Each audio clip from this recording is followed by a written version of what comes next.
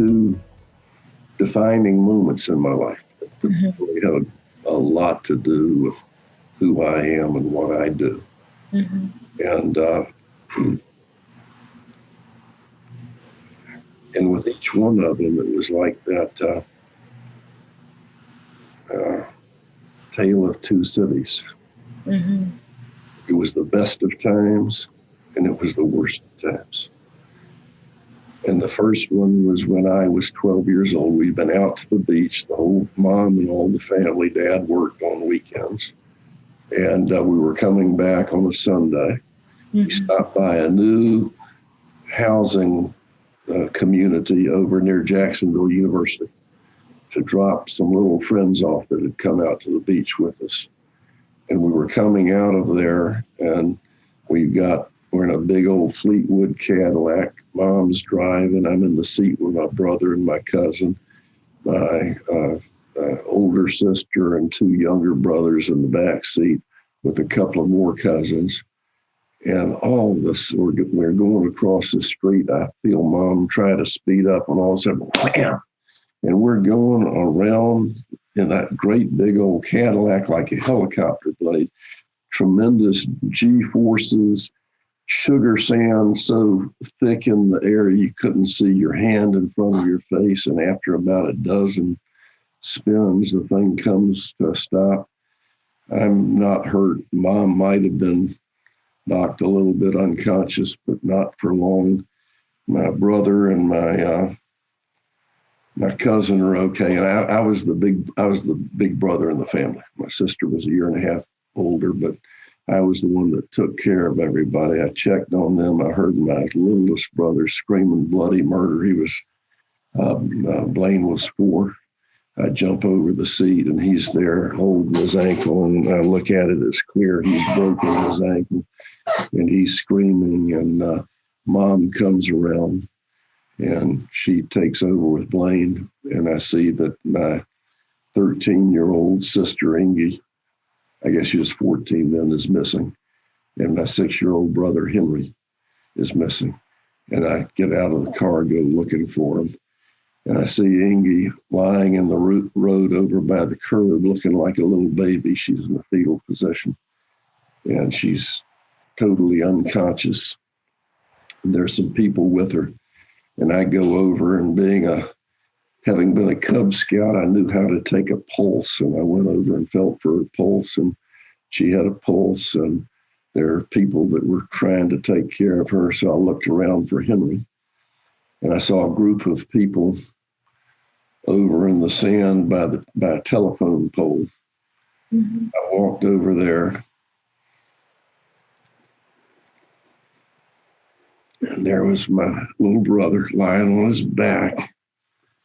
He had a big old hole up here in his forehead where the skull had been crushed in by the telephone post, and his teeth were all broken out.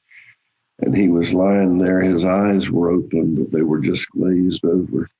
And I walked up to his feet, and I said, Henry. And when I did, he focused and looked at me and tried to sit up. And some people pushed him back down. Somebody put a plastic airway in his mouth, and several people grabbed me and pulled me away. And that was the last I ever saw my little brother. And my sister Ingy was brain injured. She was in a coma for 3 weeks, but she recovered from that and has had a relatively normal life, was able to go back to school and get married and have children. But the worst of times, I mean, I was 12 years old. It was my job to take care of them. And I had failed at my job. So Mom sent all of us back out to the beach to stay with Uncle Fred and Aunt Helen. And, they were at the hospital with Henry and Ingy. And the next day, I didn't have any clothes. I had a cousin who at that time was fat and was 3 years younger than me. I was wearing his clothes. and driving his little sister's girl's bicycle. And we're at Ponte Vedra. We go down to what was then called the store and the post office. And I'm sitting in my fat clothes on this little girl's bicycle. And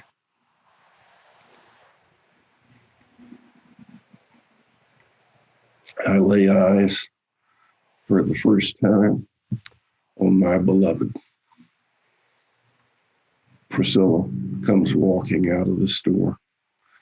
And my little fat cousin introduces me to her. And the way I looked, she didn't notice me too much, I don't think. And but that was the first time that I saw Priscilla. So that was June 1, 1961, when I saw my little brother get killed, and June 2, 1961, when I first saw Priscilla.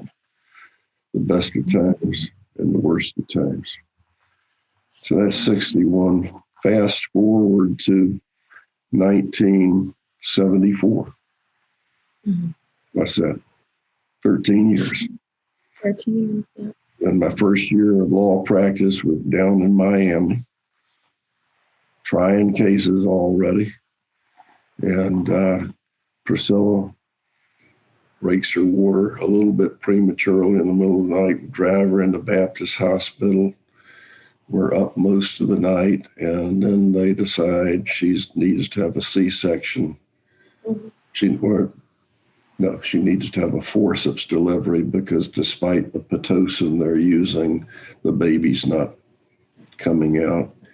And so I was going to do natural childbirth, and she had a young obstetrician. He said, well, you're supposed to be a doctor to be in the delivery room, but you're a doctor of jurisprudence. You know, scrub up, put something on, you can come in and watch. And I do go in and watch.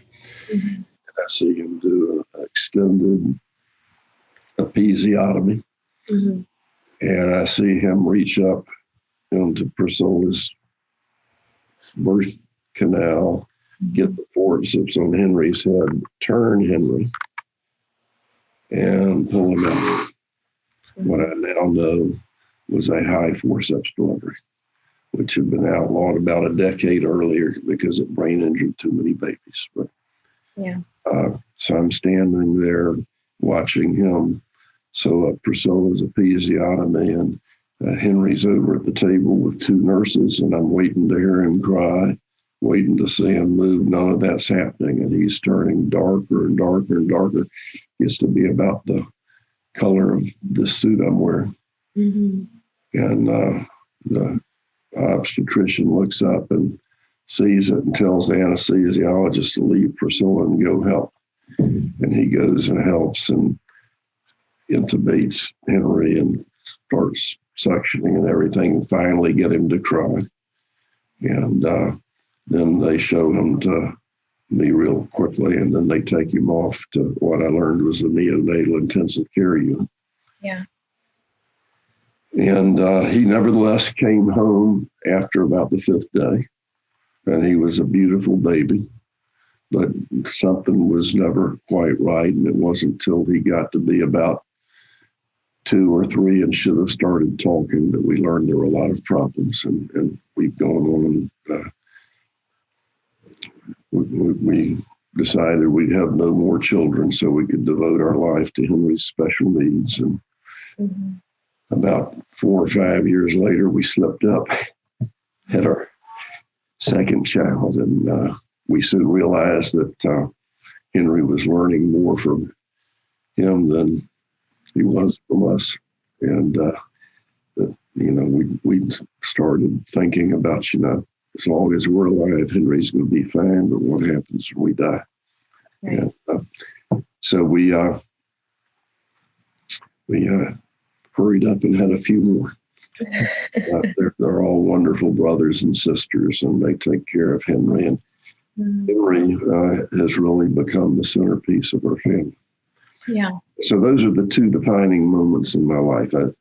My little brother, Henry Falk Searcy, killed June 1, 1960. And my firstborn child, Henry Falk Searcy II, Yeah.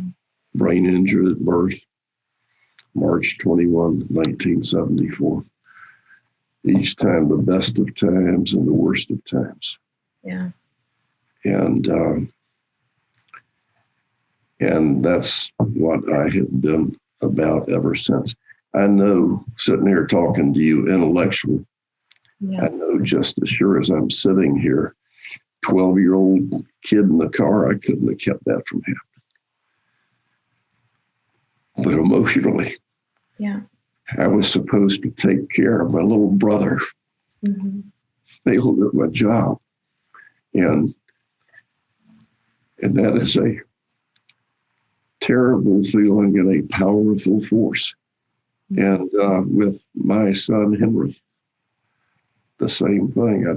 I didn't know what was going on then. I do now. If I'd known what I know now, I could have kept it from happening, but I didn't know what was going on. I couldn't have prevented it, but emotionally, that was my fault. I should never have let that happen.